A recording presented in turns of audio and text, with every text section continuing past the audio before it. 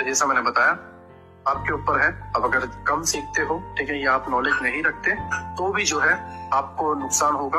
अगर आप सीख जाते हो बहुत सारी चीजें, हर एक चीज के पीछे भागते हो, तो भी आपको नुकसान होगा। इसमें रास्ता यही है कि आपको बैलेंस बनाए रखना होगा। फंडामेंटल नॉलेज की अपनी एक वैल्यू है, टेक्निकल एनालिसिस की अपनी एक वैल्यू है, एक्सपीरियंस की अपनी एक वैल्यू है, साइकोलॉजी की अपनी एक वैल्यू है, हमारे जो बॉडी की लैंग्वेज है, जो बॉडी बिहेव करता है, जो हमारा डेली रूटीन है, उसकी भी अपनी एक वैल्यू है।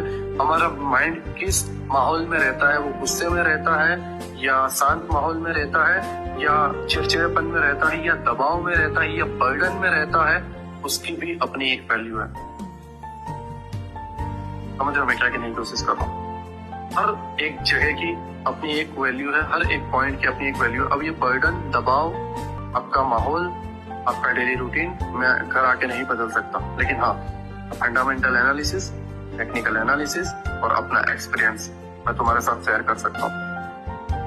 हाँ, लेकिन अगर तुम सिर्फ टेक्निकल के पीछे ही भागते रहोगे, ये चीजें तुम्हें तोड़ती रहेगी और तुम प्रेरणा नहीं बन पाओगे। मैंने क्या बोला? एक्सेप्ट करना जरूरी है।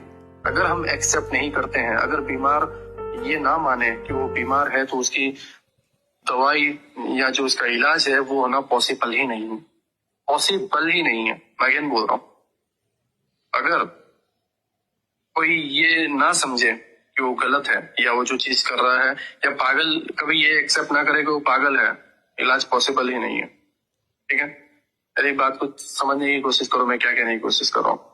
ठीक है, आई होप आप मेरी बात को समझ रहे हो। ठीक है, तो हर एक चीज की अपनी अपनी एक वैल्यू है।